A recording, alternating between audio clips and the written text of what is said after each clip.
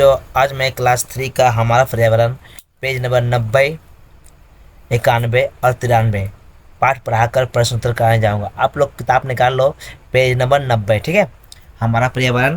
ठीक है, पाठ है घर द्वार। ये पाठ पढ़ाकर मैं इसका प्रश्न उत्तर करवाऊंगा, खाली जगह भरवाऊंगा। ठीक है, पेज नंबर कितना? 90, 91 और 93। ठीक है, शुरू करते हैं हम लोग बच्चों। घोंसला बनाती है। ठीक है, एलिसा एलिसा ने कहा, खेतों में चूहों का बिल देखा देखा होगा। मैंने भी देखा है।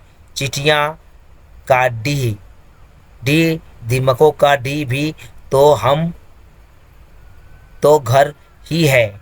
डिम माने ऊपर ऊपर उभरा हुआ कोई चीज। ठीक है, जहाँ पर चिटिया अंडा देती है और दीमक अंडा देते हैं और उसको मिट्टी उठा हुआ होता है, उसे डी डी कहते हैं। ठीक है, अब देखो, शिक्षिका ने कहा, वाह, तुम लोगों का तो बहुत से पशु पक्षियों कीट पतंगों के घरों के बारे में मालूम है। ठीक है, अब देखो, पशु पक्षी कीट पतंग के बारे में तुम लोग जो भी जानते हो नीचे, ठीक है, नीचे चौखाने में लिखो। चौखाने माने 1 2 3 4 4 ठो है ना, तो चौखाना बोला गया। ठीक है, पहला क्या है? पशु पक्षी या कीट पतंग। यहाँ पर लिखना पशु लिख सकते हो, पक्षी या कीट पतंग। निवास में रहने घर, पशु में जानवर हो गया, पक्षी में उड़ने वाला, कीट में छोटा जानवर। ठीक है, अब देखो, निवास स्थान में जहाँ रहता है, अब किस चीज से बना है, वो जो जहाँ रहता है वो किससे बना है, ये कहाँ देखे जाते हैं। ठीक है, ये हम लोग ऊपर हेडिंग हो गया पर। ठीक है, अब हम लोग क्या पढ़ेंगे इसका? चिड़िया। चिड़िया का रहने का स्थान कहाँ? घोंसला किस चीज से बनता है? तिनके या पत्ते या धागे से। ठीक है, ये कहाँ देखा जाता है? तो पेड़ पे देखा जाता है। अब देखो, चींटी। चींटी हो गया हम लोग कीट पतंग में। ठीक है, आ पक्षी हो गया, चिड़िया हो गया पक्षी में। अब देखो, चींटी दीर्घ, मिट्टी रेत में। ठीक है, मिट्टी रेत में। ठीक, उसके बाद ये देखो, ये रहता कहाँ है? ये जमीन में या दीवारों में। ठीक, जमीन और दीवारों में। अब उसके बाद देखो, मधुमक्खी छत्ता में रहता है। किस चीज से बनाता है छत्ता को? अपना मोम से। और रहता कहाँ है? पेड़ों पर या घरों की छतों पर। कौन? मधुमक्खी। अब चूहा। चूहा बिल में रहता है, मिट्टी में। ठीक है, अब ये खेतों में या जमीनों के नीचे। क्या है ये? कहाँ रहता है? दीमक दीर्घ लक। अब देखो, दीर्घ या मिट्टी की लकड़ी या दीवारों में या लकड़ियों में। ठीक है, अब ये हम लोग का हो गया 90 का जो खाली जगह दिया हुआ है, ये है। अब से इसका प्रश्न उत्तर देखो, क्या प्रश्न है? सुमेना आज क्यों खुश है? सुमेना आज इसलिए खुश है क्योंकि चाची जी एक छोटा भाई को लेकर आया। वह अब दीदी दीदी बन गई है। सुमेना ने घर में क्या बताया? सुमेना ने घर में बताया कि ये परिवार में एक नया सदस्य आया है, वो दीदी बन गई है। सुमेना के परिवार में सबसे बड़े सदस्य कौन है? सुमेना के घर में सबसे बड़े सदस्य हुआ दादा दादी जी। ठीक है, सुमेना के पिता के कितने भाई बहन थे? सुमेना के पिता के 2 भाई बहन थे, चाचा और पिताजी, और एक बहन फूआ। सुमेना की माँ के कितने भाई बहन थे? सुमेना की माँ के 2 भाई बहन थे, एक भाई मामा, एक बहन मौसी। ठीक है, अब लोग नीचे पढ़ेंगे। इसके बाद परिवार और परिवार की शाखा। अब देखो, ये खुश थी सुमेना, यही नाम, इसी का नाम सुमेना है। ठीक है, परिवार में शाखा पर शाखा। सुमेना आज बहुत खुश है। छोटे भाई को देखकर दीदी, माँ, चाचा चाची आई। सुमेना अब दीदी बन गई। कक्षा में आते ही सुमेना ने सबको बताया। सुनकर शिक्षिका ने कहा, मतलब तुम्हारे परिवार में एक नया सदस्य बढ़ गया। ठीक है, हमीद हमीद हमीद ने पूछा, परिवार का मतलब? तितली ने कहा, मालूम नहीं, घर के सभी सदस्यों को मिलाकर एक परिवार होता है। अब शिक्षिका ने कहा, ठीक ही कहती है। चैन चैन ने पूछा, सुमिना के परिवार में उनके दादाजी सबसे बड़े हैं। दादा से ही परिवार शुरू होता है। हाँ ठीक है।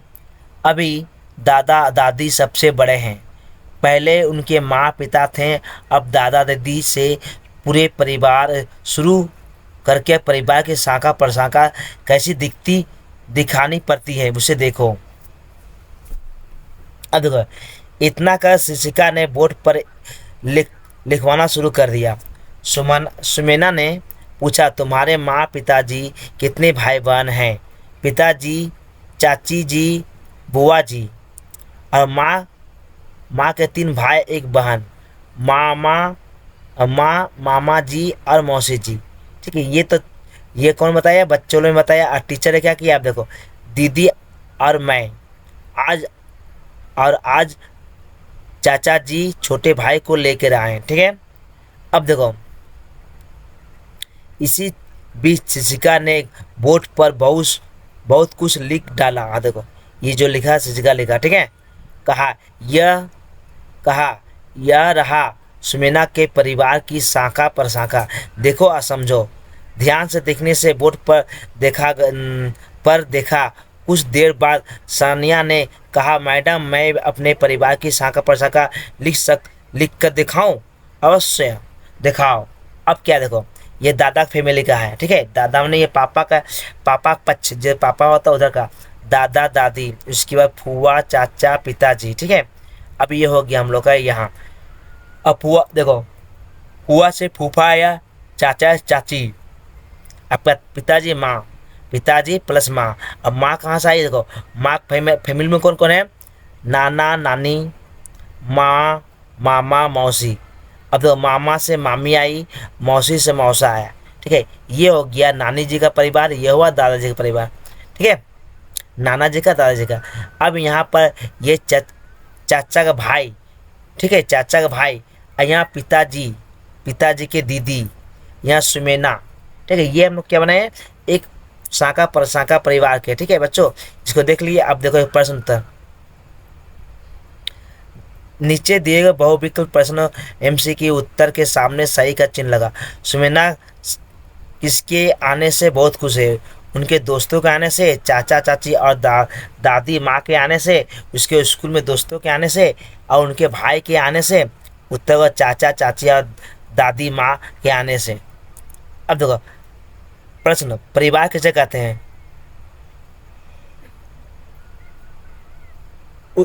एक नंबर देखो, घर बनाने वाले को, गांव के लोगों को, या गांव के सभी सदस्यों को मिलाने को, या रिश्तेदार को। तो उत्तर गांव के सभी सदस्यों के मिलने को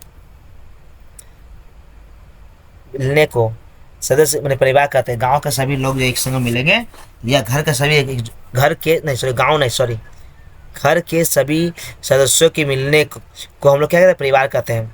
सुमेना के परिवार में सबसे बड़े कौन हैं?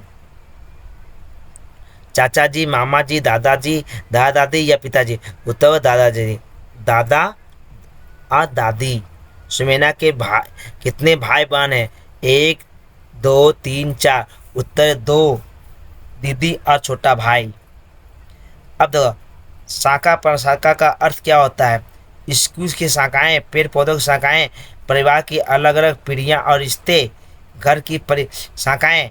उत्तर होगा परिवार की शाखा प्रशाखाएं, अलग अलग पीढ़ी और रिश्ते। अब देखो बच्चों, अब ये मैं पढ़ा कर रखा हूँ आप लोगों को दूसरा। ये देखो, अगर आप लोगों को वीडियो अच्छा लगा, लाइक एंड सब्सक्राइब एंड दोस्तों में शेयर करो। ओके बच्चों, गुड बाय।